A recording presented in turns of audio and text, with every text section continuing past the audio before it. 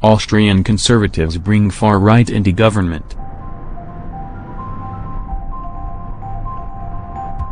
Vienna, Reuters. Austria is said to become the only Western European country with a far-right party in government after the Anti-Immigration Freedom Party and Sebastian Kurz, who is just 31, and Freedom Party, FPO, leader Heinz Christian Strache announced on Friday night they had reached an agreement. They said they would announce its contents on Saturday afternoon after meetings with Austria's president and obtaining formal approval from their party leaderships. Austria's parliamentary election 2 months ago was dominated by Europe's migration crisis, in which the country took in a large number of asylum seekers. Kurz's party won with a hardline on immigration that often overlaps with the FPO's, pledging to cut benefits for refugees and never to allow a repeat of 2015's wave of arrivals. The FPO came third with 26% of the vote.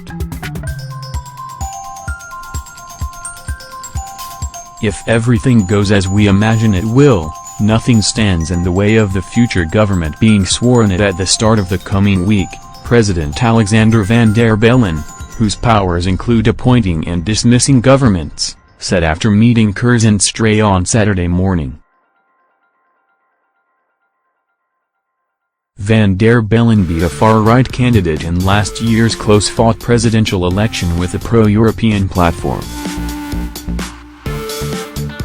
His defeated opponent is likely to join the next government, though Kurz and Strache will present their agreement at 4 p.m.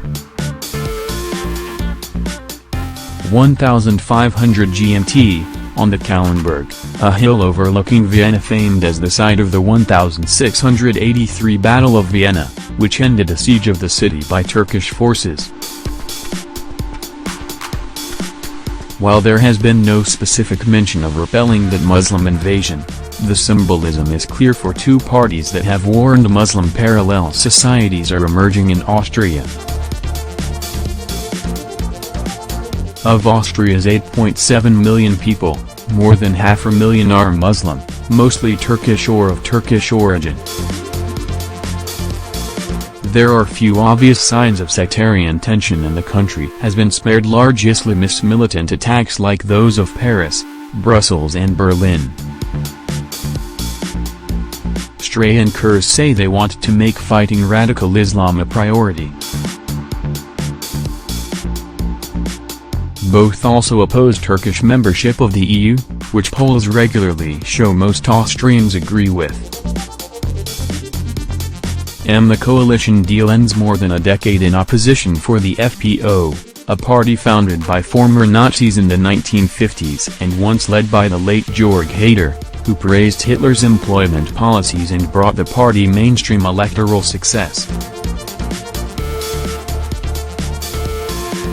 More recently, anti-establishment parties have been winning over more voters in Europe, capitalizing on dissatisfaction with mainstream politicians' handling of the economy, security and immigration. Ministerial appointments have yet to be announced.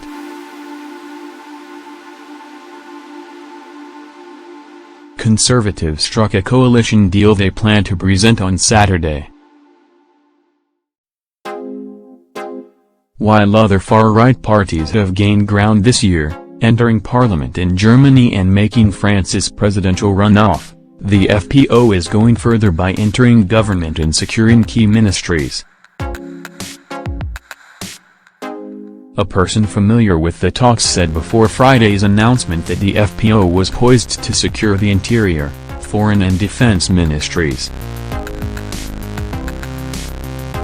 Unlike France's National Front, the FPO has backed away from calling for a referendum on leaving the European Union, but Kurz has still secured a guarantee that there will be no Brexit-style referendum in Austria, a person familiar with the talks said.